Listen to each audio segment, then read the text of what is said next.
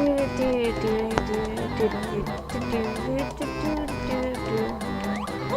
everybody, welcome back to my Banjo Kazooie playthrough. I knew that there was something to do with flying through that cacti. I knew it. I just wasn't right about what it was. Alright, anyway, come on. I'm on camera angle, work with me. Last time we got through about half of this level. So this time we're gonna finish it off. Hopefully. And then if I have time left in the episode, I will go back to previous levels that I didn't finish because I needed the running shoes for. And if not, then I'll do that in the next episode. This door's just gonna open this door, right? Yep. And it uses up the time by showing me that the door is opening. That's not fair. I got through anyway, but that's still not fair. Oh, I remember this game.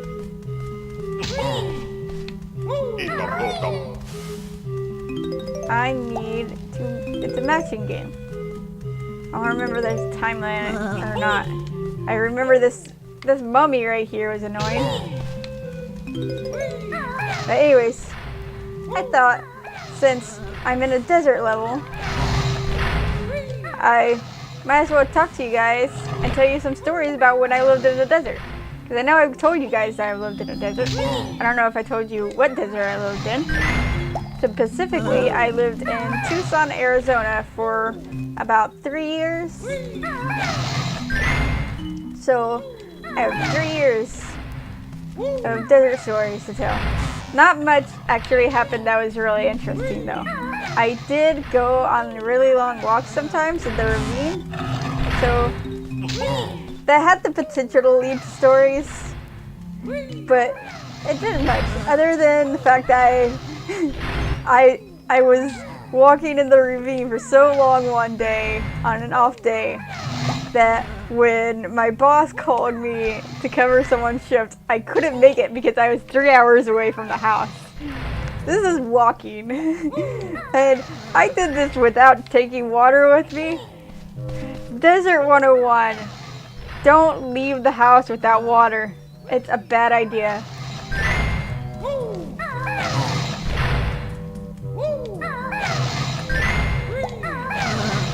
So, needless to say, I was pretty dehydrated and parched by the time I did get home.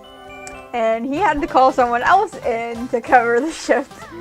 Because for the first time in my entire working career, I was not available to cover someone's shift.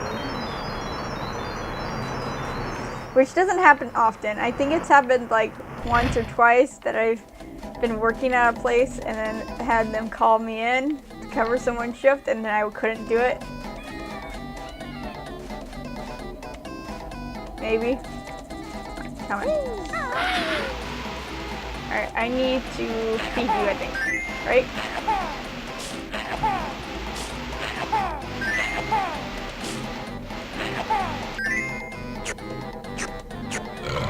So, deserts are really pretty to look at. They're like super pretty. I like how a desert looks. However, I do not like the heat. I'm not in the habit of taking water with me on my walks anymore ever since I moved away. It's a bad habit to not have. It's a really good habit wherever you live to take water with you when you go for a walk.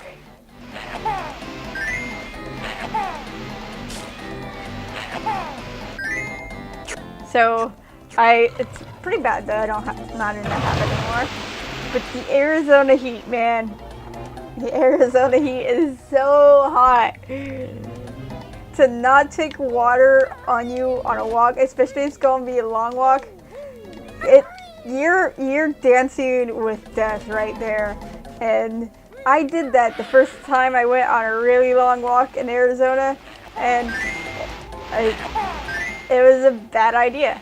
It actually took me several different walks to make me go, okay, I need to take water with me on these walks and actually like do it each and every time. Because I would do it off and on, but it wasn't until I started taking the longer walks that really hit me that I really need to take some water with me. So, yeah. Don't visit deserts without taking plenty of water. I don't care how long you're gonna be out in the heat, just take water. Without water, you're gonna get dehydrated, you might get heat stroke. Just take water. Take my word for it, you need to take water if you're going in the desert. This is King Sandybud's tomb. Turn back or face his wrath. No. I'm trying to think of any interesting stories that happened while I was there.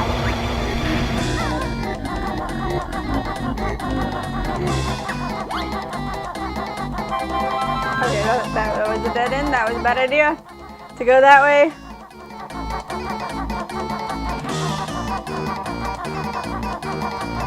I don't know which way I'm supposed to be going. I have no idea. Is this the right way? Is this the wrong way?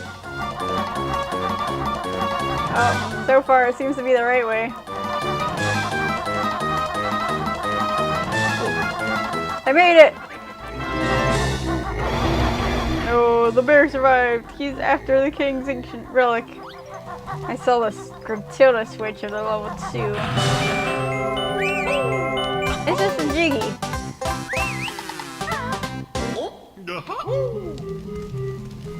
Here, Jinjo, too. Where are you, Jinjo? Are you in this one? Yes, you are. Jinjo! Alright, there's the blue one left. Alright. Before I go out that door, I've got to go find how to get to...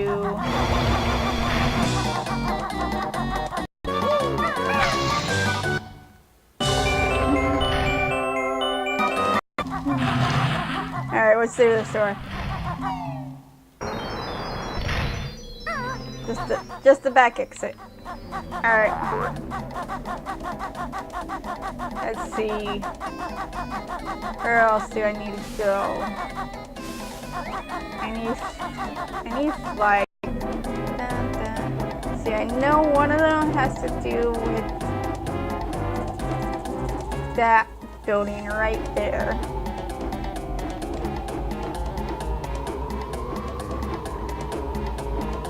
Did that one.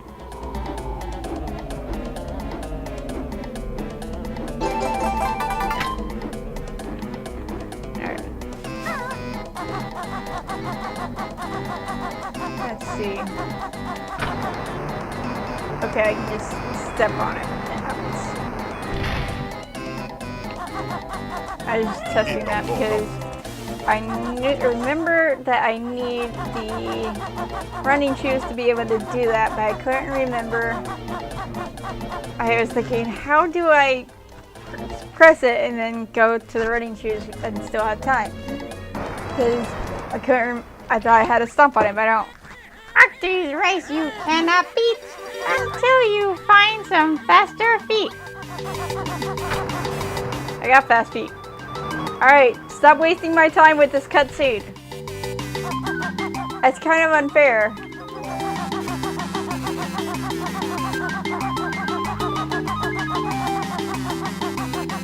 Alright, don't worry about grabbing the note. So, I've done this. I'll grab the notes that are all on here after. Really?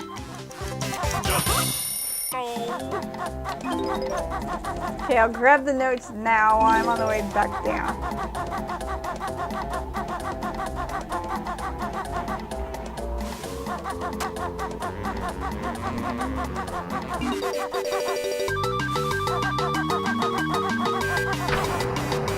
Come on. I know. Stop it.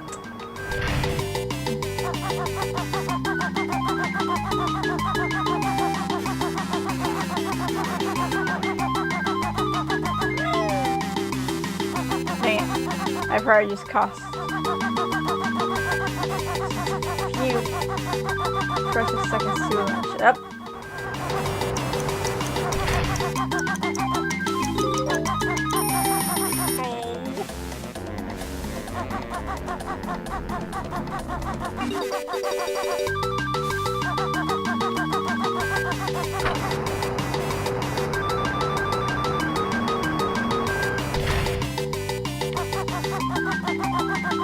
The only reason this is any kind of difficult is because it takes that away.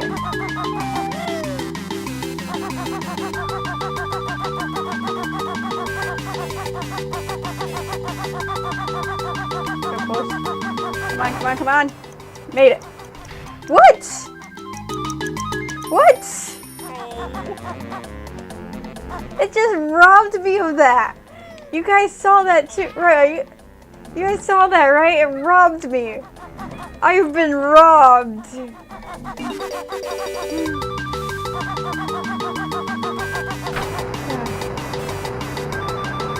mean, I suppose I could tell the story of the guy who attacked me while I was in the desert. But isn't that exciting? I mean, I was on the way home from work one day. This could have happened anywhere. It didn't have to be a desert. But it was after dark. I was on my way home.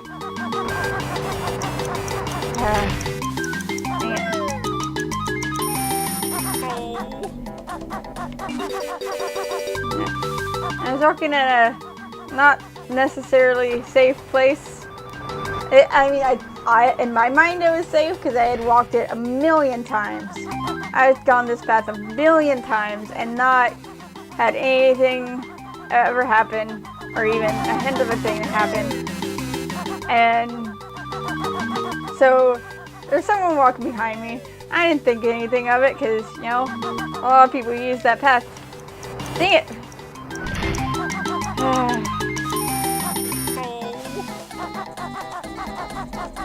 So I'm continuing on, and I'm texting my friends while I'm walking because I just got off of work.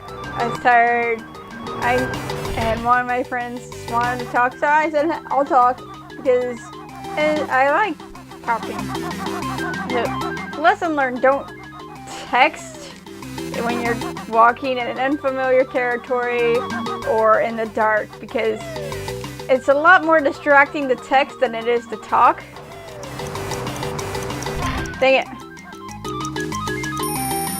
So I was completely distracted by my texting and didn't notice that this guy had gotten super close to me, like personal space close, and I didn't even notice, which I used to pride myself on noticing if someone invaded my personal space, even if I couldn't visually see them. Oh, I lost the ability to boast that because he got so close. He got close enough to wrap an electrical cord around my neck to try to choke me, and I didn't even notice until he was, you know, choking me. So this story could have ended up way worse than it is, than what Lieutenant did, because ultimately what happened was I wedged my fingers between the cord and my neck, and I just kept a constant pull on it so that it couldn't choke me out. And then we struggled. I was trying. This hand was free. It wasn't up here. I had my left hand up because I had my phone in this hand.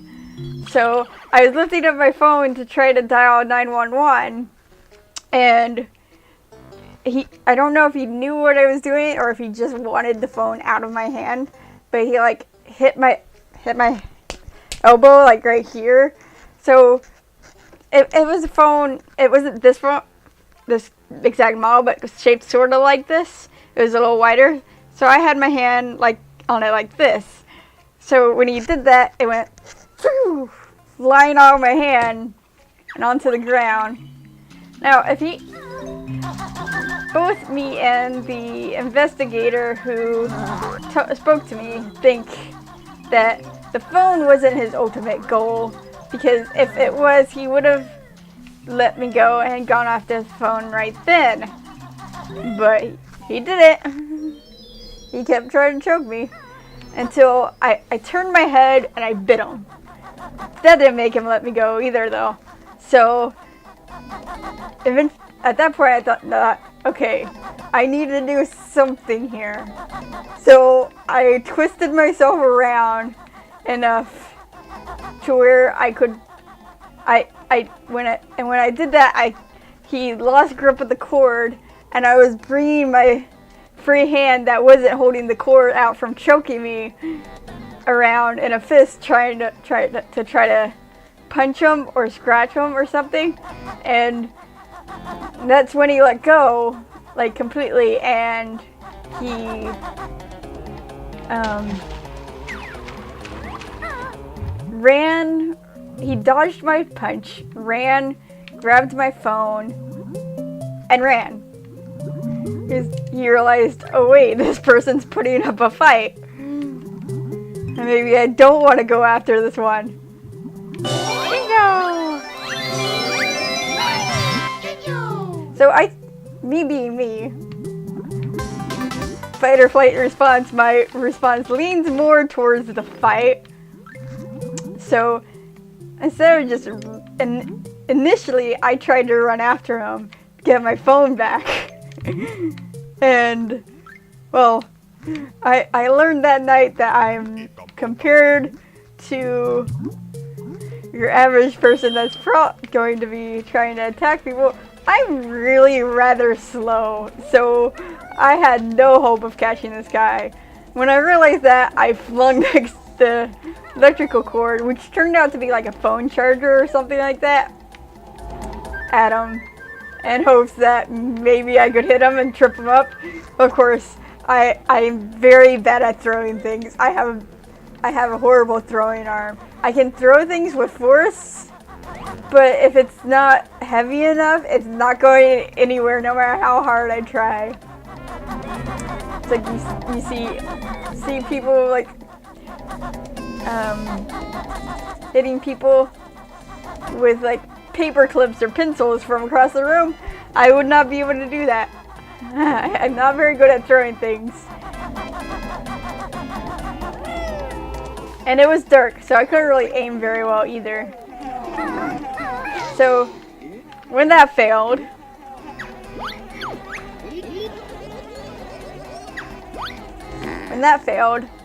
I said, okay, I'm not catching this guy. I need to find someone who can do something about this, because there's no way I was going to catch him. So I couldn't just like catch him, throw him on the ground, and sit on him while I called the police. Because that's what I was thinking. If I just immobilize him, then I can call the police and they can come and they can deal with this. But I couldn't catch him, naturally, because I'm slow. I'm slower than molasses. So I said I need to find people. I need to find people, because my second thought after I couldn't find him was, after I found I couldn't catch him, was if I keep following this guy, he probably has some friends somewhere, and I'm probably going to regret following him, because if I followed him for too long,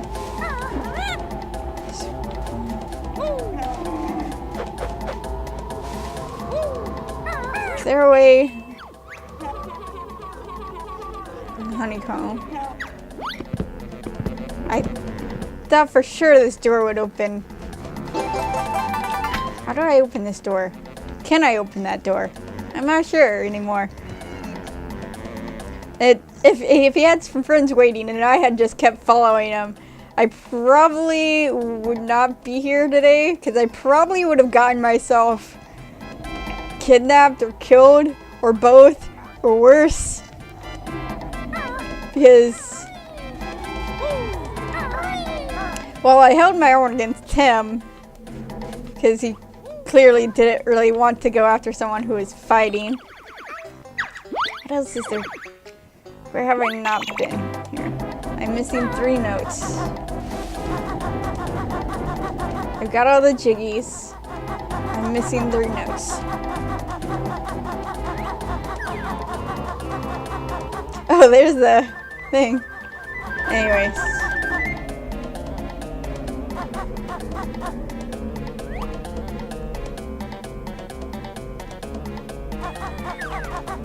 So I ran, because I was in a secluded area, really. I mean, it wasn't super secluded.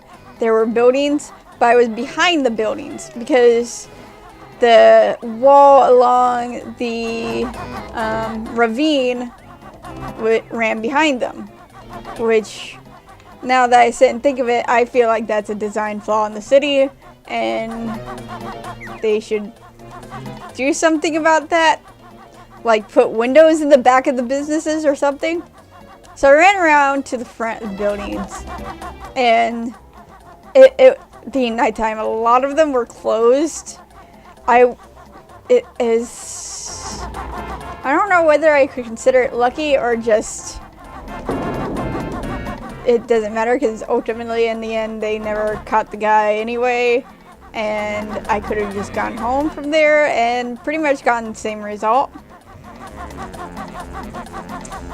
But so there were some people working on the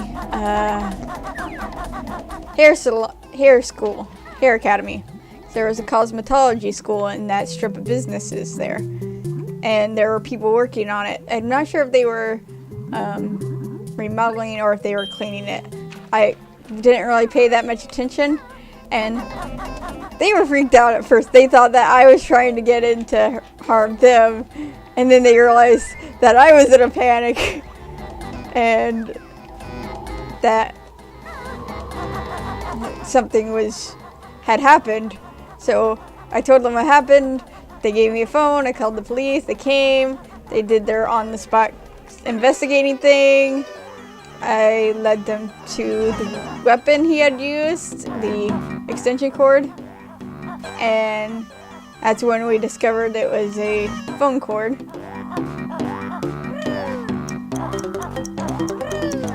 And that was pretty much it. They checked my neck to confirm my story, and they noticed that there was a mark, and the investigator came to my apartment the next day that I was living in with my grandma, and we talked, and that's when he said that he was pretty sure that he wasn't after my phone, that he was after me specifically, because if he was after the phone, he would have, left once he had the phone, or let me go as soon as I dropped the phone, and not held on until I started fighting back even more. And in a way that was obviously that I was fighting. I mean, I was fighting the whole time. I guess he just didn't realize that I had a grip on. He probably just did not realize that I had a grip on the cord that was preventing him from being able to choke me out.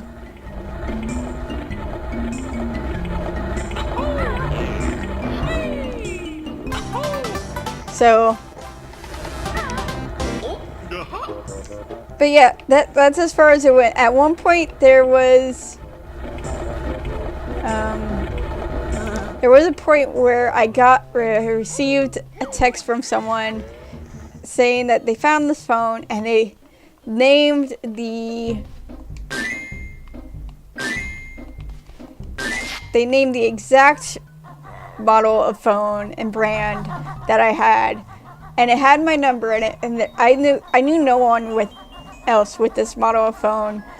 There was absolutely no way that it belonged to anyone but me. And she didn't tell me any of the contacts that were in it, but she told me enough that I knew it was my phone. So this guy probably just sold it on the black market. That a lot of guys in that city And probably a lot of guys in many cities do that sort of thing. They'll steal people's phone and then they'll resell them on the black market. Alright. I'm not sure what I'm doing with flying.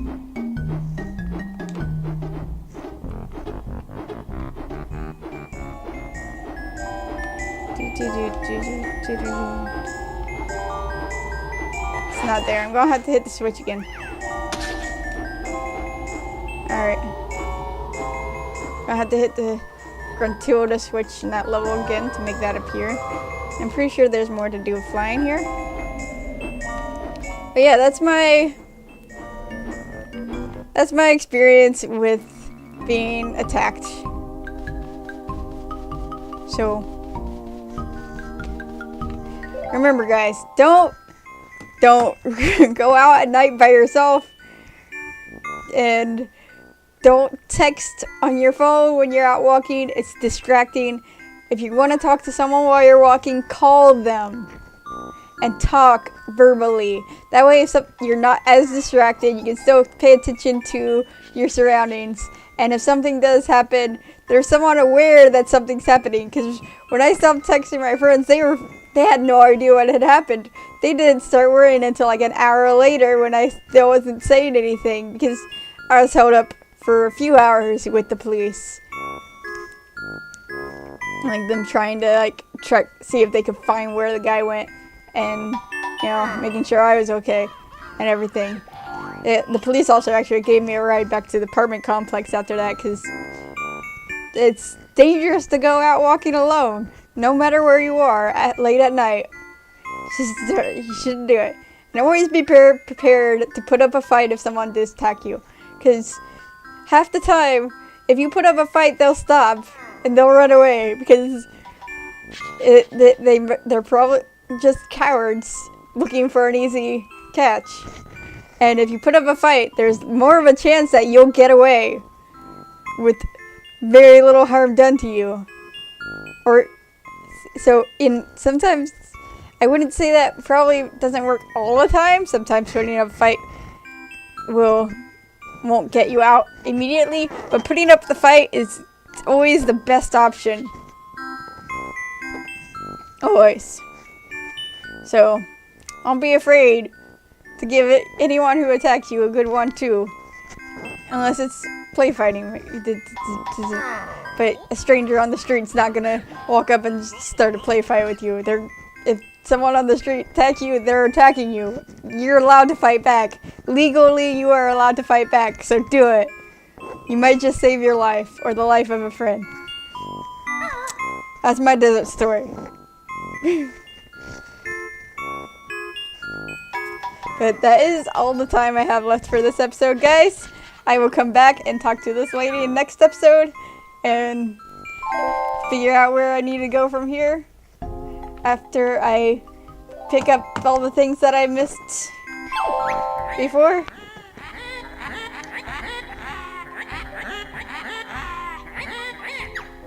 That's what you'd think, Gruntilda. But anyway, in the meantime, guys, thank you all for watching. Like and subscribe down below if you want to see more. Let me know how I'm doing in the comment section. And don't forget to keep it real, spread the love, and I'll see you guys in the next video. Bye-bye.